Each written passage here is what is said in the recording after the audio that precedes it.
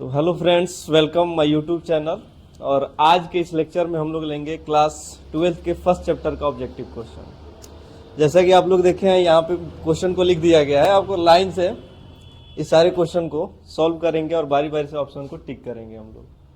तो पहला सवाल जो हमारा है, आवेश का रेखीय घनत्व का मात्रक क्या होता है? रेखीय डेंसिटी मतलब कहने का ये कि अगर किसी पृष्ठ पर अगर हम आवेश को बिखेर देते हैं, मान के चलिए एक पृष्ठ है और इस पे हम प्लस क्यू आवेश देते हैं, तो ये जो प्लस क्यू आवेश होगा ये पूरे पृष्ठ पे आ जाएगा, ऐसे पूरे पृष्ठ पर फैल जाएगा चारों तरफ। अब हमको इसमें बताना है तो ये जो आवेश चारों पृष्ठ पर फैल रहा है उसका घनत्व क्या होगा, वो भी रेखीय घनत्व। अगर केवल घनत्व पूछेगा ना तो आपको लगाना है formula sigma is equal to q, चूंकि क्यू आवेश इस पे दे रहा है और पूरे जब पृष्ठ पर ये फैलेगा तो इस पूरे पृष्ठ का एरिया होता है, क्षेत्रफल होता है ए, तो ये हो जाएगा क्यू अपॉन ए, यानी जो आवेश घनत्व जो होगा वो हो जाएगा क्यू अपॉन ए। लेकिन यहाँ पे कह रहा है रेखीय घनत्व। रेखीय घनत्व का मतलब केवल एक रेखा पे अगर हम फाइंड करें इस आवेश का, कितना आवेश ये बिखरा हुआ है, तो इस ए की जगह क्या हो जाएगा, केवल मीटर। बात समझ में आया?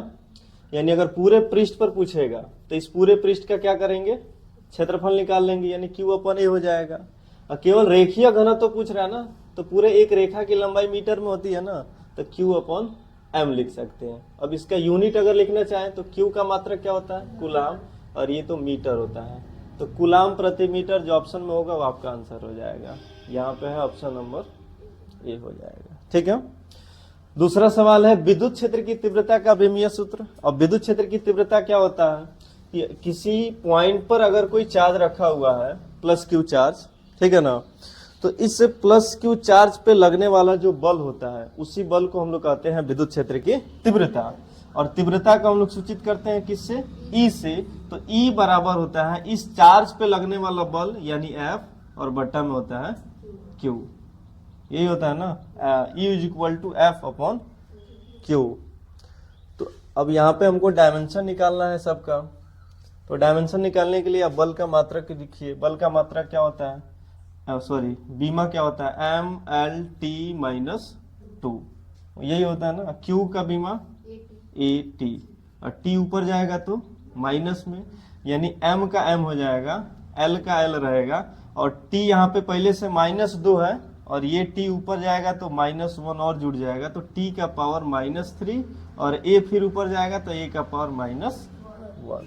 कौन सा ऑप्शन है इसमें, B number option, M L T का पावर -3, a का पावर -1, यानी ऑप्शन नंबर बी। समझ में आ रहा है इतना? तीसरा सवाल है 8 कुलाम ऋण आवेश में उपस्थित इलेक्ट्रॉनों की संख्या। तो जब भी सवाल में इलेक्ट्रॉनों की संख्या पूछे या कुल आवेश पूछे तो उसके लिए आपको फॉर्मूला यूज करना है Q बराबर N इंटू ई। तो Q बराबर N इंटू टी के फॉर्मूला से हम निकाल सकते हैं कि किसी भी पदार्थ पर टोटल कितने आवेश है। Q का मतलब कुल आवेश, N का मतलब नंबर ऑफ इलेक्ट्रॉन, और E का मतलब एक इलेक्ट्रॉन पे चार्ज। तो हमसे पूछ रहा है ना कि अगर 8 कुलाम ऋण आवेश में, यानी टोटल आवेश का वैल्यू कितना दिया है, 8 कुलाम में उपस्थित इलेक्ट्रॉनों की संख्या, यानी नंबर ऑफ इलेक्ट्रॉन निकालना है। अच्छा, एक इलेक्ट्रॉन पे चार्ज होता है 1.6 गुणे 10 के पावर -19 कूलाम। ठीक है, ये इधर टोटल गुणा में इधर आएगा तो इधर हो जाएगा 8, ये 1.6 बट्टा में आ गया, ये 10 के पावर -19 बट्टा में आ जाएगा, ऊपर भेजेंगे तो प्लस में हो जाएगा, 10 के पावर 19 हो जाएगा ना प्लस में। ये है 1.6, इस दशमलव को हटाओ तो यहाँ पे तुम 0 लिख सकते हो, और ये 16 से 16 बचे 80, तो 5 गुणे 10 के पावर 19 नंबर ऑफ इलेक्ट्रॉन। कितने इलेक्ट्रॉन होंगे, 5 गुणे 10 के पावर 19। ऑप्शन में एक नंबर ऑप्शन, तो एक नंबर ऑप्शन टिक। यहाँ पे देखिए 5 कुलाम के 2 बराबर तथा विपरीत आवेश, विपरीत का मतलब होता है एक प्लस में और एक माइनस में, उनका मैग्नीट्यूड जो है वो कितना है, 5 कुलाम। तो यहाँ पे एक आवेश जो है वो 5 कुलाम ले लेते हैं हम प्लस में, और दूसरा आवेश जो है वो हम ले लेते हैं माइनस में। ठीक है ना, 5 कुलाम का। अच्छा, इन दोनों के बीच का डिस्टेंस कितना है, 5 सेंटीमीटर। पूछा क्या जा रहा है, तो इस निकाय का विद्युत द्विध्रुव आघूर्ण क्या होगा, पूरे सिस्टम का जो विद्युत द्विध्रुव आघूर्ण होगा वो क्या होगा। तो विद्युत द्विध्रुव आघूर्ण को किससे सूचित करते हैं, P से, और P का फॉर्मूला होता है Q इंटू 2L। तो Q हो जाएगा हमारा, Q मतलब चार्ज, तो या तो ये एक चार्ज ये ले लो, नहीं तो ये ले लो। तो यहाँ से हम ले लेते हैं ये चार्ज का वैल्यू 5 गुणा में 2L हमारा क्या है, डिस्टेंस है, और डिस्टेंस कितना दिया है 5 सेंटीमीटर। तो सेंटीमीटर को किससे बदलेंगे, मीटर में। तो 5 का 5 और मीटर में बदलने के लिए 100 से क्या करेंगे, भाग देंगे, और इस 100 को क्या करते हैं ना ऊपर भेज देते हैं, तो 10 के पावर हो जाएगा -2। तो ये 5 पचे 25 यानी 25, और गुणा में 10 के पावर -2, बच गया यूनिट की बात। तो यहाँ पे देखो आवेश, आवेश का मात्रक कूलाम, ये है लंबाई, लंबाई का मात्रक मीटर, तो इसका यूनिट हो जाएगा कूलाम मीटर। तो 25 गुणे 10 के पावर -2 कूलाम मीटर, ऑप्शन हो जाएगा बी। ठीक है। पांचवा सवाल, धातु के आवेशित गोले के पृष्ठ से गोले के केंद्र की ओर जाने पर विद्युत क्षेत्र क्या होता है, घटता है, बढ़ता है, उतना ही रहता है, या हमेशा शून्य रहता है। धातु के आवेशित गोले के पृष्ठ से गोले के केंद्र की ओर, मान लो कोई मेटल है और उस मेटल के ऊपर क्या है, चार्ज है, क्योंकि आवेशित है। धातु के आवेशित गोले के पृष्ठ से यानी सरफेस पे उस पे पूरा चार्ज भरा हुआ है, ठीक है ना। अब हम क्या करते हैं, मान के चलो ये मेटल है हमारा, और इस पूरे मेटल के सरफेस पे क्या है, चार्ज है। हम पूछा क्या जा रहा है कि चार्ज गोले के केंद्र की ओर जाने पर, जब हम केंद्र की ओर आते हैं तो क्या होता है, विद्युत क्षेत्र बढ़ेगा, घटेगा, कि जीरो रहेगा, या सेम का सेम रहेगा। तो तुम बताओ, क्या इस पृष्ठ के अंदर कोई चार्ज है क्या, सरफेस पे चार्ज है ना, अंदर तो चार्ज नहीं है। तो जब अंदर चार्ज है ही नहीं तो फिर विद्युत क्षेत्र की कल्पना नहीं किया जा सकता है ना जी। विद्युत क्षेत्र वही होता है ना जहाँ पे कोई चार्ज होता है वो। तो इसलिए वहां क्या हो जाएगा, ऑप्शन हमारा डी, हमेशा शून्य रहता है। ठीक है ना। ये सवाल पूछा गया है 2024 में। ये सारा सवाल प्रीवियस ईयर का सवाल है, इसलिए समझते, यहाँ पे लिख भी दिए हैं 2024-24, जिस ईयर में पूछा गया वो सन लिख दिया गया। लास्ट सवाल 6 नंबर, निम्नलिखित में से कौन भौतिक राशि सदिश होता है। सदिश मतलब कि जिसमें डायरेक्शन हो। विद्युत फ्लक्स नहीं हो सकता, विद्युत विभव नहीं हो सकता, स्थितिज ऊर्जा, विद्युत क्षेत्र की, ये सदिश राशि है। ऑप्शन नंबर हो जाएगा डी।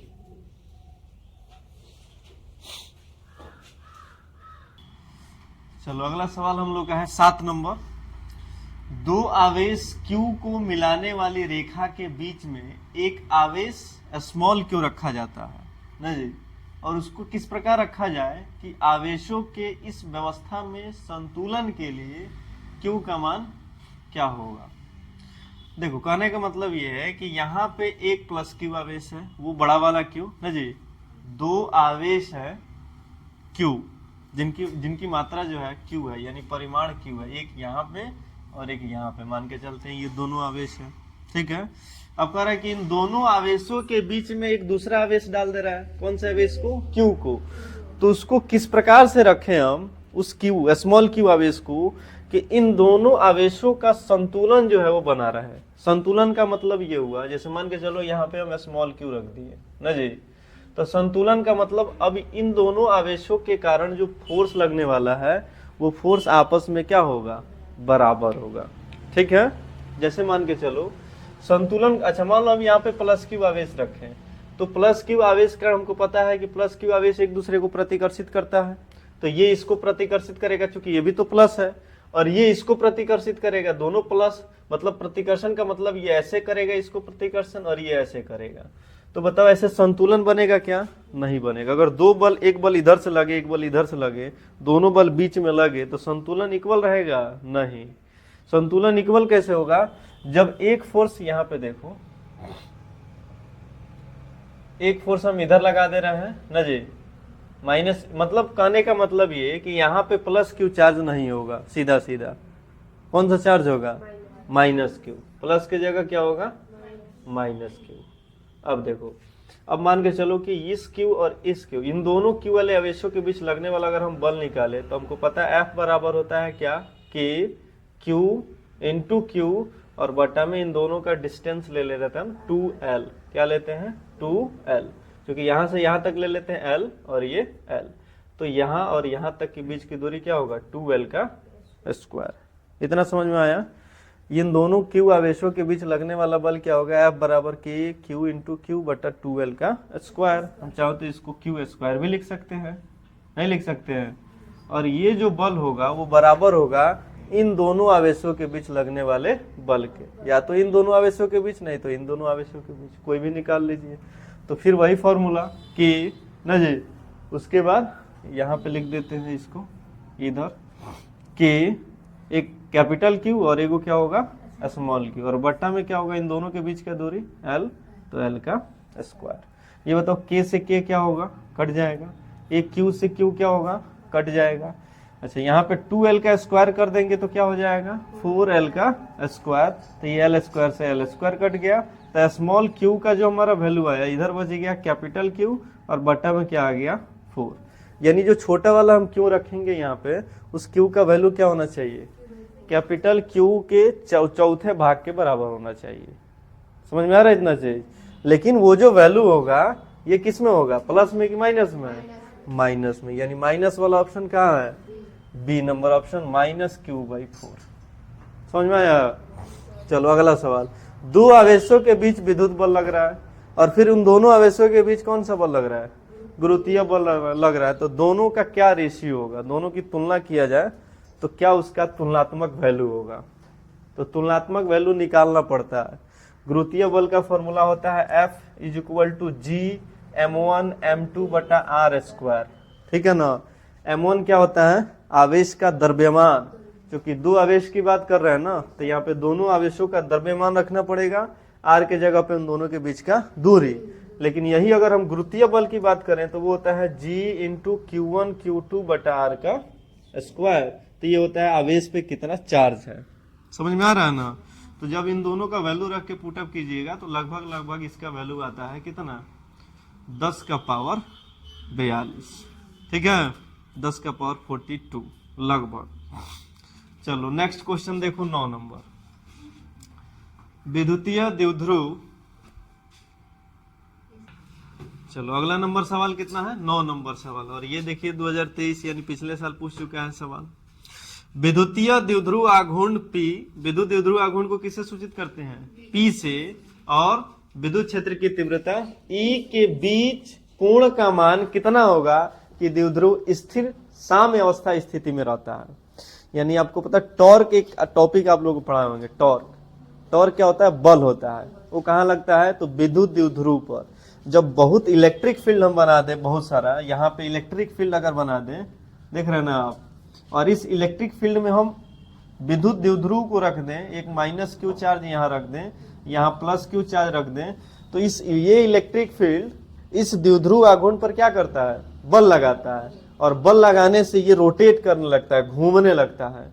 तो कह रहा है ये चीज कि इस द्विध्रुव और इस इलेक्ट्रिक फील्ड के बीच में कितना एंगल हो कि इस पे कोई बल ना लगे, साम्य अवस्था में रहे, जैसे है वैसे रहे, स्थिति इसका स्टेबल रहे, ठीक है ना। तो कब होगा, तो आपको एक फॉर्मूला भी यहाँ पे हम बता देते हैं। टॉर्क का फॉर्मूला होता है P × E sin थीटा। अगर इसको आप वेक्टर के रूप में लिखें तो vector P cross vector E। तो बताओ टॉर्क का वैल्यू जब 0 होगा, जब इस पे बल नहीं लगेगा, तभी तो वो रुका हुआ रहेगा, स्टेबल रहेगा। तो 0 कब होगा, तो जब साइन 0 का मान भी 0 होता है और साइन 180 का मान भी 0 होता है, पता ना आप लोगों को। तो यहाँ पे 180 को ही हम टिक करेंगे। ऑप्शन नंबर क्या होगा यहाँ पे, 180, ऑप्शन नंबर बी। पाई का मान कितना होता है, 180, ठीक है ना। तो क्या होगा वहां पे 180 के मान पे, 180 कैसे, इस टॉर्क को कैसे किस प्रकार से मतलब रखेंगे, 180 डिग्री के एंगल पे होगा। तो ये हमारा इलेक्ट्रिक फील्ड, देख लो, समझो इधर इलेक्ट्रिक फील्ड ना जी, और एक यहाँ पे रखते हैं हम द्विध्रुव आघूर्ण, ये -q और ये +q। द्विध्रुव आघूर्ण का जो डायरेक्शन होता है ना, वो माइनस से प्लस की ओर होता है, समझ रहे हो। और इलेक्ट्रिक फील्ड का डायरेक्शन भी इधर ही है। तो जब इन दोनों का डायरेक्शन सेम डायरेक्शन में हो जाए तो एंगल कितना आएगा, 0 डिग्री होगा। लेकिन जब इस द्विध्रुव को घुमा दें हम, प्लस क्यू चार्ज इधर कर दें और माइनस क्यू चार्ज इधर कर दें, तब इस द्विध्रुव का डायरेक्शन क्या होगा, माइनस से प्लस की ओर, यानी इधर की तरफ होगा, बोलो। और इलेक्ट्रिक फील्ड का डायरेक्शन इधर की तरफ, और इस स्थिति में इन दोनों के बीच का कोण कितना डिग्री, 180 डिग्री। तो इस पोजीशन में जब ये द्विध्रुव आघूर्ण रहेगा ना, तो स्टेबल की स्थिति में रहेगा, यानी ऑप्शन नंबर बी हो जाएगा। अगला सवाल देखो, दो विद्युत आवेशों के बीच लगने वाला जो बल को नियंत्रित करने के नियम को कहा जाता है। ये तो बच्चों वाला सवाल है। अरे दो आवेशों के बीच जो बल लग रहा है, ठीक है ना, तो चलो देखो ये वाला जो सवाल है, विद्युत द्विध्रुव आघूर्ण P और विद्युत क्षेत्र की तीव्रता E, इन दोनों के बीच का कोण कितने डिग्री पर हो, कि ये जो डायपोल यहाँ पे रखा गया है वो साम्य अवस्था की स्थिति में हो, ठीक है ना। और तो डायपोल को जब इलेक्ट्रिक फील्ड में रखते हैं ना, तो इस पे एक बल लगता है, और उस बल को हम लोग क्या कहते हैं, टॉर्क, ठीक है ना। और टॉर्क का फॉर्मूला PE sin थीटा। तो साइन थीटा का वैल्यू कितना डिग्री होगा यहाँ पे, 0। तो जब साइन 0 रखोगे तो साइन 0 का मान 0, और जब 0 में PE से गुणा होगा तो टॉर्क का वैल्यू 0। टॉर्क का मतलब बल, और जब इस पे बल नहीं लगेगा तो ये अपने जैसे स्थिति में रखा गया है उसी स्थिति में रहेगा, घूमेगा नहीं, रोटेट नहीं करेगा। इसलिए इसका ऑप्शन बी नहीं बल्कि डी होगा, ठीक है। अब इधर आओ, दो ये तो एक ही, ये तो बन जाएगा ना, दो विद्युत आवेशों के बीच लगने वाला बल को नियंत्रित करने वाले नियम को क्या कहा जाता है, कूलाम का नियम कहा जाता है, क्योंकि कूलाम ने ही आवेशों के बीच लगने वाले बल का नियम दिया था। इधर आओ, परावैद्युतांक का SI मात्रक क्या होता है, इसको थोड़ा सा समझ लो। परावैद्युतांक जो होता है ना, वो एप्सिलॉन नॉट को कहा जाता है, ठीक है ना। किसको कहा जाता है, एप्सिलॉन। तो एप्सिलॉन नॉट जो किस फॉर्मूला में आएगा, जब हम कूलाम के नियम का फॉर्मूला यूज करेंगे, F बराबर जो होता है वो किसके बराबर होता है, 1/4 pi epsilon not into Q1 Q2 बटा में, हमको यहाँ पे निकालना है एप्सिलॉन नॉट, यानी इस परावैद्युतांक का मात्रक। तो देखो कैसे निकालते हैं, इस 4 पाई एप्सिलॉन नॉट को हम इधर लेके आ जाते हैं, जब ये इधर आएगा तो गुणा में हो जाएगा ना जी, 4 पाई एप्सिलॉन नॉट। अच्छा, इधर Q1 Q2, तो Q1 Q2 बटा में R²। ये बल है, बल जब गुणा में होगा इधर आएगा तो भाग में होगा, यानी यहाँ पे आ जाएगा फोर्स। अब सबका यूनिट रखो, 4 पाई तो वैल्यू है, कांस्टेंट है, उससे कोई मतलब ही नहीं है। यहाँ से निकल जाएगा किसका मात्रक, एप्सिलॉन नॉट का। अच्छा, आवेश का मात्रक कूलाम, इस आवेश का मात्रक कूलाम, कूलाम में कूलाम से गुणा हुआ। अच्छा, R² यानी मीटर का स्क्वायर, ऊपर जाएगा तो माइनस में 2। अच्छा, बल का मात्रक न्यूटन, ये भी ऊपर जाएगा तो माइनस में 1, ठीक है ना। तो प्रति न्यूटन प्रति मीटर स्क्वायर ना जी, फिर कूलाम स्क्वायर, किस ऑप्शन में है, यहाँ पे है, प्रति न्यूटन प्रति metre square coulomb square, option number D हो जाएगा, ठीक है। नोट करो इसको। चलो नेक्स्ट क्वेश्चन जो है, ये देखिए आप लोग 2023 में पूछा गया है। क्या सवाल है, वायु में स्थिर इकाई धन आवेश से निकलने वाला संपूर्ण विद्युत फ्लक्स का मान होता है ना जी। अब संपूर्ण विद्युत फ्लक्स का मान क्या होता है, ये हमसे पूछ रहा है। अच्छा, अगर गॉस के प्रमेय को हम देखें तो गॉस के प्रमेय से भी हम लोग विद्युत फ्लक्स का वैल्यू फाइंड करते हैं ना। क्या विद्युत फ्लक्स का मान होता है गॉस के प्रमेय से, Q बटा एप्सिलॉन नॉट। क्या होता है, Q बटा एप्सिलॉन नॉट। अच्छा, हमसे पूछ रहा है वायु में स्थिर इकाई धन आवेश। अब देखो, अब यहाँ पे इकाई जो धन आवेश है, यानी इस आवेश का वैल्यू क्या है, 1 है। तो यहाँ पे 1 है तो इसका वैल्यू खत्म हो गया ना जी। अब चाहो तो फ्लक्सों की संख्या क्या लिख सकते हो, 1/एप्सिलॉन नॉट, लेकिन कहीं ऑप्शन में दिख रहा है नहीं, तो एप्सिलॉन नॉट को ऊपर भेजो, तो एप्सिलॉन नॉट ऊपर जाएगा तो माइनस में 1 हो जाएगा, यानी ऑप्शन नंबर बी हो जाएगा, ठीक है। चलो नेक्स्ट क्वेश्चन, प्रति इकाई आवेश पर लगने वाले बल को क्या कहते हैं, बताओ, विद्युत क्षेत्र की तीव्रता ना जी। तो यहाँ पे ऑप्शन में क्या है, ऑप्शन नंबर सी, यानी ये हो जाएगा। विद्युत स्पेस तो हो ही नहीं सकता, विद्युत विभव नहीं हो सकता, क्योंकि ये विभवांतर दूसरे चैप्टर, विद्युत प्रवाह मतलब विद्युत धारा, हो ही नहीं सकता। 14 नंबर, विद्युत क्षेत्र रेखाओं से जानकारी प्राप्त होती है। अब विद्युत क्षेत्र रेखा देखो, ये होता है ना, अगर कोई प्लस क्यू चार्ज यहाँ पे है तो विद्युत क्षेत्र रेखा ऐसे कहाँ निकलती है, बाहर की तरफ निकलती है। अगर कोई माइनस चार्ज है तो अंदर की तरफ आती है। तो इन रेखाओं से क्या जानकारी मिलती है? क्षेत्र की शक्ति मिलती है कि अगर रेखाओं की संख्या बहुत अधिक हो जाए तो हम कहेंगे विद्युत क्षेत्र अधिक है। दिशा भी पता चलता है ना जी, और आवेश की प्रकृति भी, अगर प्लस है तो बाहर की तरफ, माइनस है तो अंदर की तरफ, यानी इनमें से सभी। 1/4 पाई एप्सिलॉन नॉट का मान सबको पता है, 9 × 10⁹ न्यूटन मीटर स्क्वायर प्रति कूलाम का स्क्वायर, यानी ऑप्शन नंबर ए। ये आप लोग याद कर लीजिएगा इसका मान। निम्नलिखित में से कौन संबंध सही है? अब बताओ, विद्युत क्षेत्र की तीव्रता, यानी अगर कोई प्लस Q चार्ज रखा हो तो इस चार्ज पे जो लगने वाला बल होता है उसको कहते हैं विद्युत क्षेत्र की तीव्रता, यानी उसको हम सूचित करते हैं किससे? E से, और E बराबर होता है F/Q। अब हमको पता है कि विद्युत क्षेत्र की तीव्रता कौन सी राशि है? सदिश राशि। अगर वेक्टर लगाओ तो वेक्टर E, बल भी सदिश राशि तो वेक्टर F, यानी यहाँ पे ऑप्शन नंबर मिलेगा हमको ए। विद्युतीय द्विध्रुव आघूर्ण का असाई मात्रक अभी बताए थे। द्विध्रुव आघूर्ण क्या होता है? P बराबर Q × 2L, तो Q का मात्रक कूलाम, लंबाई का मात्रक मीटर, तो coulomb metre, option number A note कीजिए। चलो नेक्स्ट क्वेश्चन समझते हैं। ये सारा सवाल जो पढ़ाया जा रहा है ना वो प्रीवियस ईयर में पूछा हुआ सवाल है, बहुत मेहनत से इसको इकट्ठा किया गया है ना जी, इसलिए इसको आप लोग बढ़िया से आप लोग भी मेहनत करके याद कर लीजिएगा। 18 नंबर सवाल, किसी माध्यम की आपेक्षिक परावैधुता होती है? क्या? आपेक्षिक परावैधुता। अच्छा, आपको बताएं आपेक्षिक परावैधुता होता है एप्सिलॉन आर, ब्रैकेट में क्या लिखा है? एप्सिलॉन आर बराबर, ये फॉर्मूला आप लोग एक हमेशा के लिए याद रखिएगा, epsilon R is equal to होता है एप्सिलॉन एम बटा एप्सिलॉन नॉट।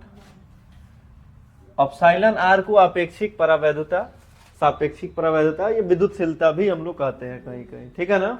और ये बराबर होता है किसी माध्यम की आपेक्षिक परावैधुता और बटा में निर्वात में परावैधुता या हवा में परावैधुता, ठीक है ना।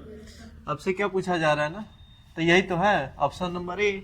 मीडियम को कहीं कहीं छोड़ देता है यहाँ पे, तो एप्सिलॉन बटा एप्सिलॉन नॉट। एप्सिलॉन का मतलब आपको याद रखना है किसी माध्यम की परावैधुता है। अब कौन सा माध्यम है ये मेंशन नहीं किया गया है, कोई भी माध्यम वहां पे हो सकता है, और नीचे हमेशा क्या रहेगा? हवा की परावैधुता, ठीक है ना। 19 नंबर, आवेश का पृष्ठ घनत्व, तो आपको पहले ही नंबर सवाल में हम बताए थे कि अगर किसी आवेश को, ये मान लो एक पृष्ठ है, इस पृष्ठ पर हम फैला देते हैं +Q आवेश को, तो जब इसका घनत्व पूछे ना जी, तो वो घनत्व किसके बराबर होता है? Q बटा एरिया के। तो इसका क्या पूछ रहे हैं हमसे? बराबर होता है Q का मतलब आवेश, तो कुल आवेश और बटा कुल क्षेत्रफल, ऑप्शन नंबर बी। पानी का परावैद्युत स्थिरांक 80 होता है, इसको याद कर लीजिएगा, ठीक है। विद्युत क्षेत्र में एक आवेशित कण पर लगने वाला बल होता है, ये भी आपको बता दिए हैं। विद्युत क्षेत्र जो होता है वो E बराबर होता है F/Q, तो F/Q कहीं दिख रहा है? नहीं दिख रहा है, तो F का वैल्यू निकालो, Q को उधर भेजो, तो F बराबर क्या होगा? Q × E, यानी ऑप्शन नंबर ए। संबंध Q बराबर N × E में निम्नलिखित में N का मान क्या संभव नहीं है? आवेश का क्वांटमीकरण Q बराबर N × E। N क्या होता है? N होता है नंबर ऑफ इलेक्ट्रॉन, तो किसी भी मेटल पे, किसी भी धातु में या किसी भी वस्तु में इलेक्ट्रॉनों की संख्या हमेशा एक पूर्ण गुणज के रूप में रहता है, यानी वो हमेशा या तो 1 के रूप में होगा, 2 के रूप में होगा, या वो कभी भी फ्रैक्शन में नहीं हो सकता है, यानी 2/3, 3/4 ऐसा नहीं हो सकता है, और ना ही कभी दशमलव में हो सकता है। तो क्या नहीं हो सकता है? C 4.2। हवा में एप्सिलॉन आर का मान क्या होता है? 1 होता है, इसको याद रखिएगा, ठीक है ना। और आवेश का बीमा 80, ये पता ही है। और कहाँ से आया ये पता करना है, तो ये याद रखिएगा, I बराबर Q बटा T ना जी। आवेश का बीमा निकालना है, T को इधर भेज दो, गुणा में हो गया। अच्छा, I मतलब धारा, धारा का बीमा A, टाइम का बीमा T, तो आवेश का बीमा आ गया A × T। एक कमी हम बहुत आप लोगों में देख रहे हैं। चलिए नेक्स्ट क्वेश्चन जो है वो है हमारा 25 नंबर सवाल। निम्नलिखित में से किस राशि का मात्रक वोल्टमीटर होता है? तो देखो, इलेक्ट्रिक फील्ड जो होता है ना, उसका फॉर्मूला होता है F अपॉन क्यू। पता है हम लोगों को किसी चार्ज पे लगने वाले बल को विद्युत क्षेत्र की तीव्रता कहते हैं। अच्छा, इसका एक और फॉर्मूला होता है E equal to minus dV/dx। तो इस फॉर्मूला से अगर हम इलेक्ट्रिक फील्ड का मात्रक देखें तो न्यूटन पर कूलम होगा, और इस फॉर्मूला से देखें तो वोल्ट प्रति मीटर होगा। x डिस्टेंस होता है, तो इसका मतलब वोल्ट प्रति मीटर जो है वो विद्युत क्षेत्र की तीव्रता का मात्रक है, यानी ऑप्शन नंबर हो जाएगा डी। ठीक है। एप्सिलॉन नॉट का मात्रक होता है फैराडे पर मीटर, इसको याद कर लीजिएगा। एप्सिलॉन नॉट का मात्रक फैराडे प्रति मीटर। आवेश के पृष्ठ घनत्व का मात्रक, पृष्ठ घनत्व तो आपको बार बार बता रहे हैं ना जी, क्या फॉर्मूला बनता है, कुल आवेश और बटा में क्षेत्रफल, यही होता है ना। मात्रक देखें तो आवेश का मात्रक कूलम और क्षेत्रफल का मात्रक metre square. Option number A coulomb प्रति मीटर स्क्वायर। 28 नंबर सवाल, जब किसी वस्तु को आवेशित किया जाता है तो उसका द्रव्यमान क्या होता है, बढ़ता है, घटता है या परिवर्तित रहता है। देखो मान लो कोई ऑब्जेक्ट है ना जी, आवेशित का मतलब क्या, उस पे चार्ज दे देना तो वो आवेशित हो जाएगा, या चार्ज को निकाल लेना, यही ना होगा। तो जब किसी को हम इलेक्ट्रॉन देंगे तो चार्ज बढ़ गया, इलेक्ट्रॉन निकालेंगे तो चार्ज घट गया। तो इलेक्ट्रॉन का द्रव्यमान भी तो होता है कि नहीं होता है, होता है ना। तो जब हम इलेक्ट्रॉन देंगे तो उस वस्तु का द्रव्यमान बढ़ जाएगा, निकालेंगे तो घट जाएगा। तो जब किसी यहाँ पे है कितना नंबर, जब किसी वस्तु को आवेशित किया जाता है तो उसका द्रव्यमान जो होता है बढ़ भी सकता है और घट भी सकता है। Option number D. एक विद्युतीय द्विध्रुव दो विपरीत आवेशों से बना है जिनका परिमाण दिया है माइनस या प्लस 3.2 इंटू 10⁻⁻19 कूलम है, और उनके बीच की दूरी का वैल्यू भी दिया इतना है। तो विद्युत द्विध्रुव बताइए, और विद्युत द्विध्रुव का फॉर्मूला क्या होता है, 2QL। क्या होता है, Q इंटू 2L। 2L क्या है, दोनों आवेशों के बीच का दूरी, Q क्या है, आवेश का परिमाण। तो देखो आवेश का परिमाण दिया है कितना, 3.2 गुणे 10 के पावर माइनस 19। 2L दूरी है, दूरी का वैल्यू दिया है 2.4 गुणे 10 के पावर माइनस 10। अच्छा ये देखो दोनों पावर है तो जुट जाएगा, 10 के पावर माइनस 10, 10 के पावर माइनस 19, 10 के पावर माइनस 19। अब आता है 24 का और 32 का मल्टीप्लाई होगा ना जी। तो 24 दूना क्या होता है 48, 48 का 8, हाथ में 8 से 4, 24 के 72, 72 और 4 76, यही ना होगा। 1 और 1 2 अंक के बाद पॉइंट लगा देंगे। 7.68 गुणे 10 के पावर माइनस 29 कहाँ है, ऑप्शन नंबर बी। कोई दिक्कत, आगे बढ़ो। 30 नंबर, एक आवेशित चालक के सतह के किसी बिंदु पर विद्युतीय क्षेत्र की तीव्रता होती है सतह के लंबवत। विद्युत क्षेत्र की तीव्रता जो होता है ना वो सरफेस के हमेशा परपेंडिकुलर होता है। निर्वात में आकाश का परावैद्युतांक 8.85 इंटू 10⁻⁻12 फैराडे मीटर। तो यूनिट बता ही दिए यहीं पे। एप्सिलॉन नॉट का मात्रक फैराडे मीटर प्रति मीटर, तो यहाँ भी फैराडे प्रति मीटर। और ये हो गया हमारा आकाश का परावैद्युतांक 8.85 गुणे 10 के पावर माइनस 12। नोट कीजिए इसको। चलो 32 नंबर सवाल समझो। विद्युत द्विध्रुव आघूर्ण का SI मात्रक होता है। विद्युत द्विध्रुव आघूर्ण का फॉर्मूला P बराबर Q इंटू 2L। Q का मात्रक कूलम, L का मात्रक मीटर, तो कूलम मीटर कहाँ है, ऑप्शन नंबर बी हो जाएगा। विद्युत क्षेत्र E का SI मात्रक, तो E बराबर आप सबको पता है, E बराबर क्या होता है, F अपॉन Q। F बल है, Q आवेश है, बल का मात्रक न्यूटन और आवेश का मात्रक कूलम, न्यूटन प्रति कूलम, ऑप्शन नंबर बी। और एक मात्रक इसका होता है वोल्ट प्रति मीटर, उसको भी याद रखिएगा। एक स्थिर कूलम होता है, ये आवेश का छोटा मात्रक है, स्थिर कूलम। इसको ESU से सूचित किया जाता है, स्थिर कूलम को, ठीक है ना। और एक स्थिर यानी एक ESU जो होता है वो बराबर होता है किसके, 1/3 गुणे 10 के पावर माइनस 9 कूलम के। किसके बराबर होता है? 1/3 × 10⁻⁻9 कूलाम।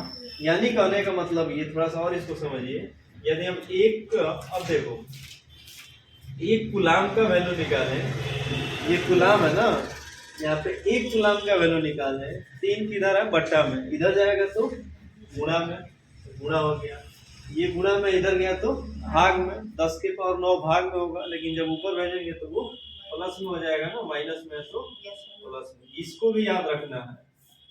एक स्थिर कूलाम तो इतना कूलाम के बराबर होता है, लेकिन एक कूलाम कितना स्थिर कूलाम के बराबर? 3 × 10⁻, जैसे होता है ना कि 1 kg जो है वो कितना बराबर? 1000 ग्राम के बराबर। दोनों में बड़ा कौन है? ये है ना, 1 kg, 1000 ग्राम को मिलाइएगा तब 1 kg के बराबर। वैसे ही 3 × 10⁻9 स्थिर कूलाम को मिलाइएगा तब ये अकेले 1 कूलाम के बराबर। तो कूलाम बड़ा मात्रक और ये छोटा मात्रक। तो यहाँ पे हमारा एक स्थिर कूलाम पूछ रहा है, तो ऑप्शन नंबर क्या हो जाएगा?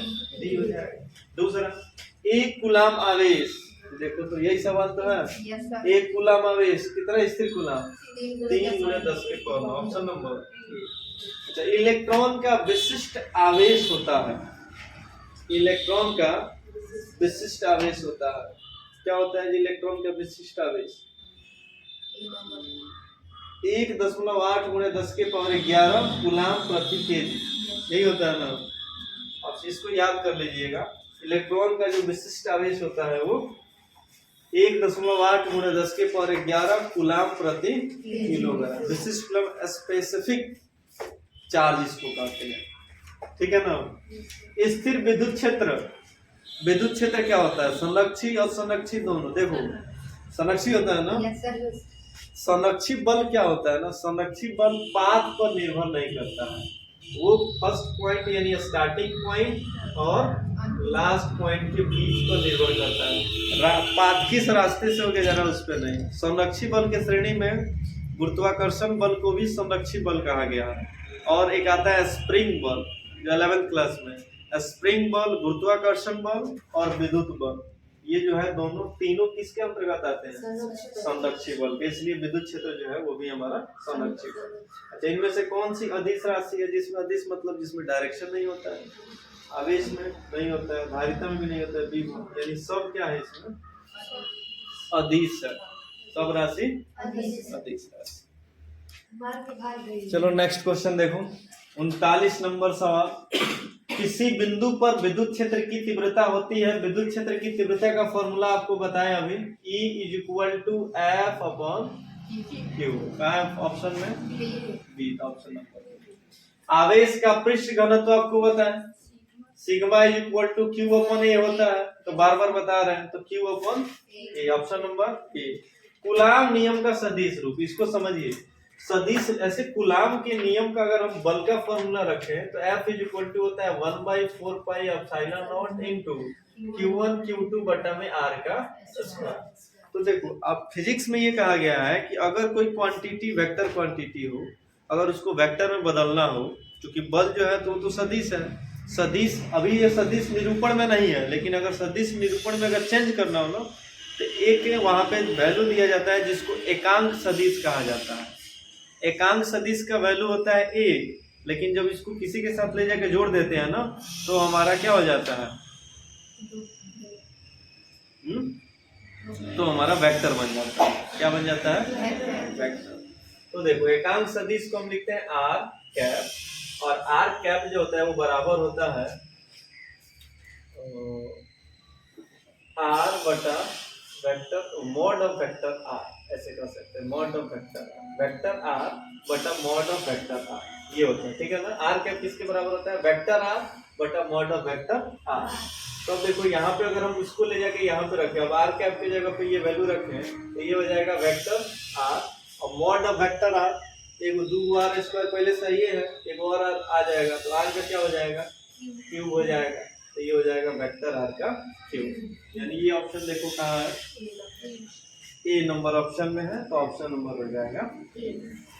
आगे देखो, निम्नलिखित में कौन इलेक्ट्रॉन पे आवेश के लिए सही है?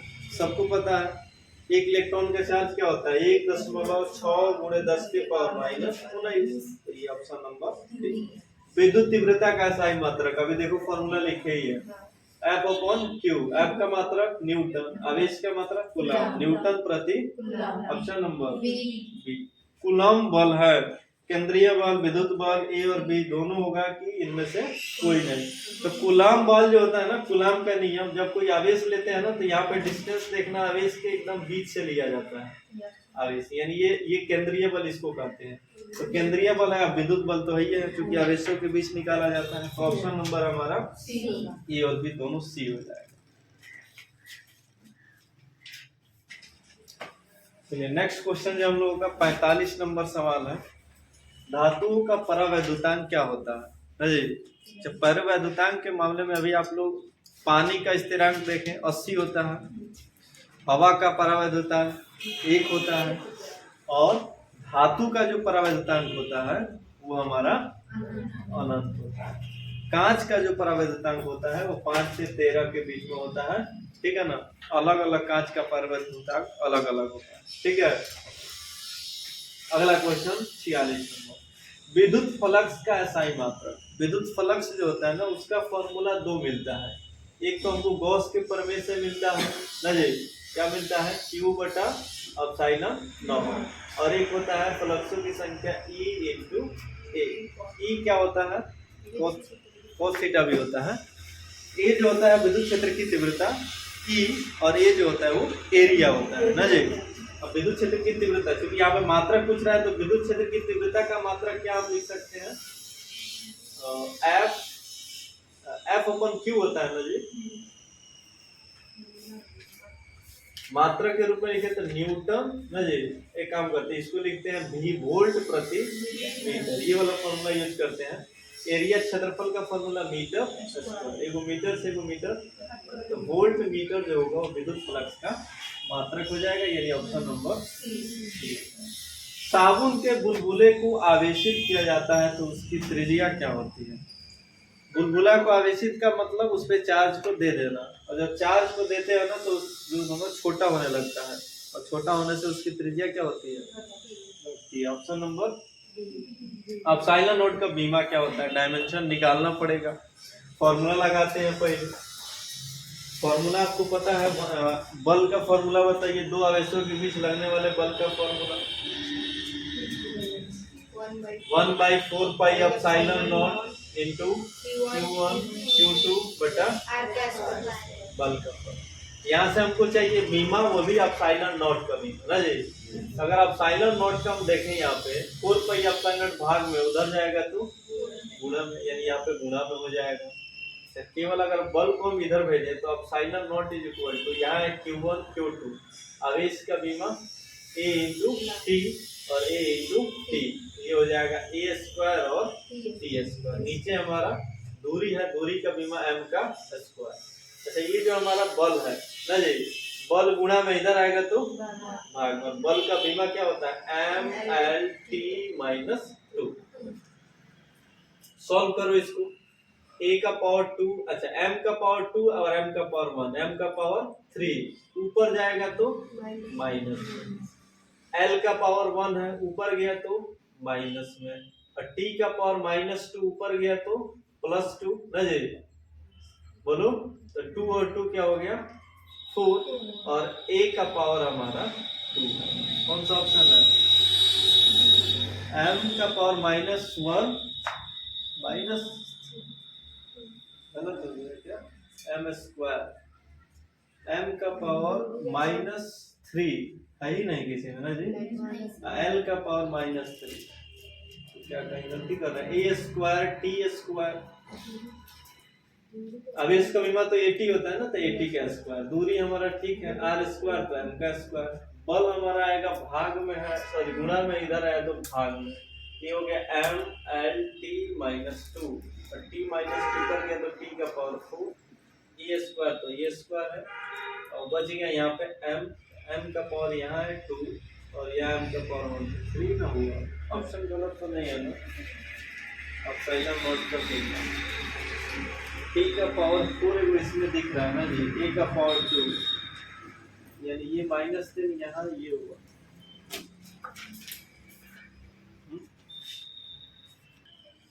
ऑप्शन को सुधार लीजिएगा आप लोग, ये ऑप्शन गलत है। यहाँ पे होगा आपका -1 और यहाँ होगा -3 ऑप्शन होगा।